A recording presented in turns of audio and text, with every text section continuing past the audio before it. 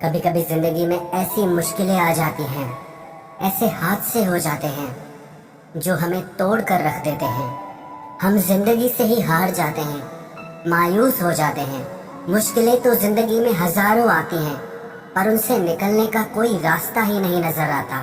ना ही कोई हमारे दर्द को समझ पाता है और ना ही कोई हमारे दुख को दूर कर पाता है।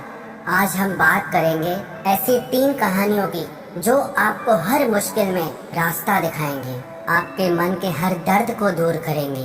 सबसे पहली कहानी। एक शहर में बहुत धनी व्यक्ति था, बहुत बड़ा व्यापार था।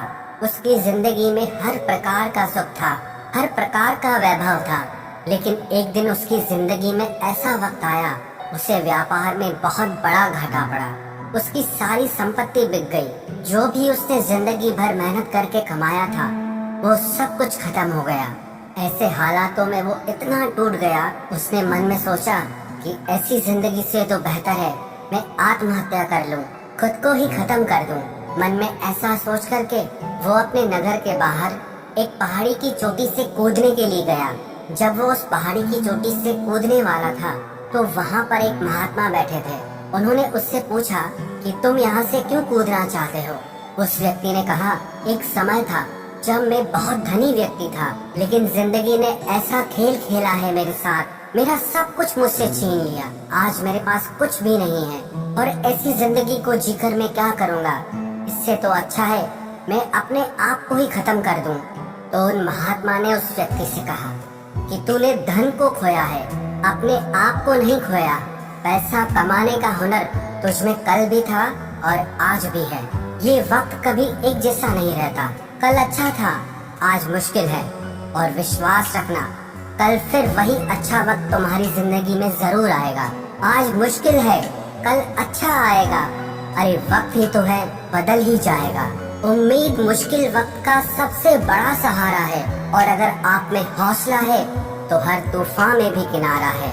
ये मुश्किल वक्त तुझे तोड़ने के लिए नहीं आया है, ये तुझे और भी बेहतर बनाने के लिए आया है।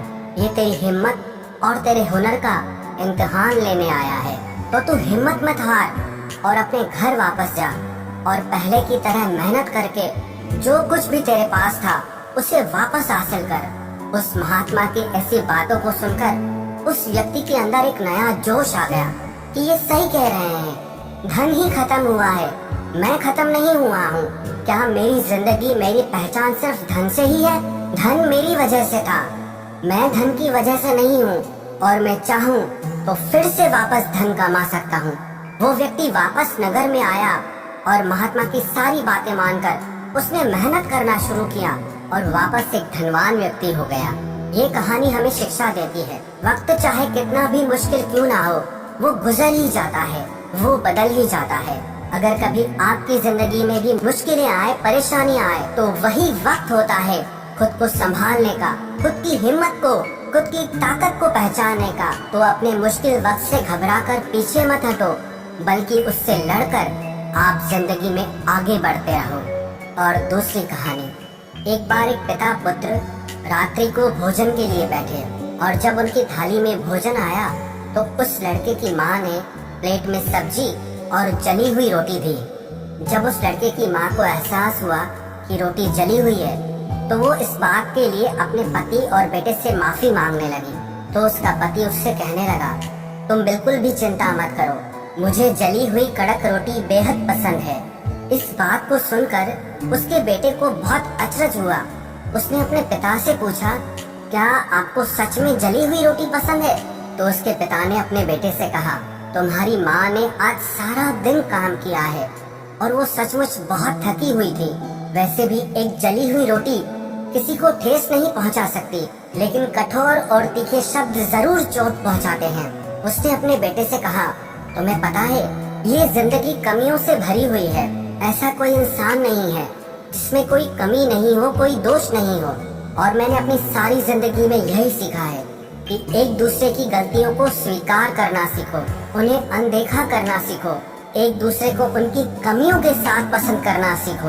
तभी आप अपने संबंधों में सफल हो पाएंगे, तभी आपके संबंध खुशहाल रह पाएंगे।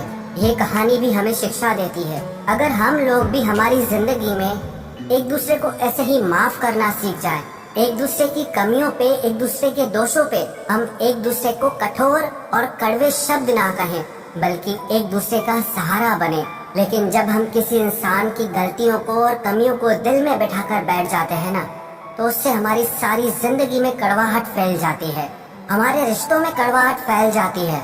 जिंदगी में ये सारी बातें तो आती रहेंगी, लेकिन चुनाव आपका है कि आप उसमें खुश रहते हैं या आप उसमें दुखी होकर खुद को परेशान करते हैं। और तीसरी कहानी, एक पिता ने अपने गुस्सैल बेटे से तंग आकर उसे कीलों से भरा हुआ एक थैला देते हुए कहा, तुम्हें जितनी बार भी क्रोध आए तुम थैले में से एक कील निकालकर उसे बाड़े में ठोक देना। बेटे को अगले दिन जैसे ही क्रोध आया, उसने एक कील बाड़े में जाकर बाड़े की दीवार पर ठोक दी। और जब भी उसे गुस्सा आता वो हमेशा ऐसे ही करता।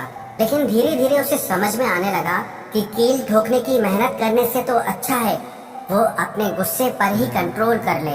और धीरे धीरे उसके कील ठोकने की संख्या कम होने लगी। एक दिन ऐसा भी आया कि उसने सारे दिन में एक भी कील नहीं ठोकी। उसने ये बात बहुत खुशी खुशी अपने पिता को बताई। फिर उसके पिता ने कहा, जिस दिन तुम्हें ये लगे कि आज तुमने बिल्कुल भी गुस्सा नहीं किया है, तो उस बाड़े की दीवार में से जाकर के तुम एक एक करके कील उखाड़ते जाना, बाहर निकालते जाना। बेटा ऐसे ही करने लगा। और एक दिन ऐसा भी आया कि उस दीवार में एक भी कील बाकी नहीं बची। उसने खुशी खुशी ये बात अपने पिता को बताई। पिता उस लड़के को लेकर बाड़े में आए और कीलों के छेद दिखाते हुए पूछा, क्या तुम ये छेद भर सकते हो? बेटे ने कहा, नहीं पिताजी। पिता ने उसके कंधे पे हाथ रखते हुए कहा, इससे तुम क्या समझे कि क्रोध में तुम्हारे द्वारा कहे गए कठोर शब्द दूसरे के दिल में ऐसे छेद कर देते हैं जिसको भरना असंभव हो जाता है, जिसे तुम सारी जिंदगी में भी नहीं भर सकते। ये कहानी भी हमें शिक्षा देती है, जब आपकी जिंदगी में ऐसे हालात आ जाएं, ऐसी परिस्थितियां आ जाएं, या लोग आपके साथ ऐसा व्यवहार करें जिससे आपको दुख पहुंचे, जिससे आपको गुस्सा आता हो, और उस गुस्से में आप दूसरों के दिल पे चोट पहुंचाते हैं, उन्हें कठोर शब्द कहते हैं। आप तो गुस्सा करके अपनी भड़ास निकाल लेते हैं, लेकिन वो लोग आपके द्वारा कहे गए उन शब्दों को कभी नहीं भूल पाते हैं। तो जब भी आपकी जिंदगी में ऐसी परिस्थितियां आए जो आपके मन को अच्छी ना लगे, तो उस समय पे ना आप हिम्मत हारे, ना आप अपना गुस्सा दिखाएं, बल्कि आप उस समय पे अपनी समझदारी और अपने धीरज से काम लें।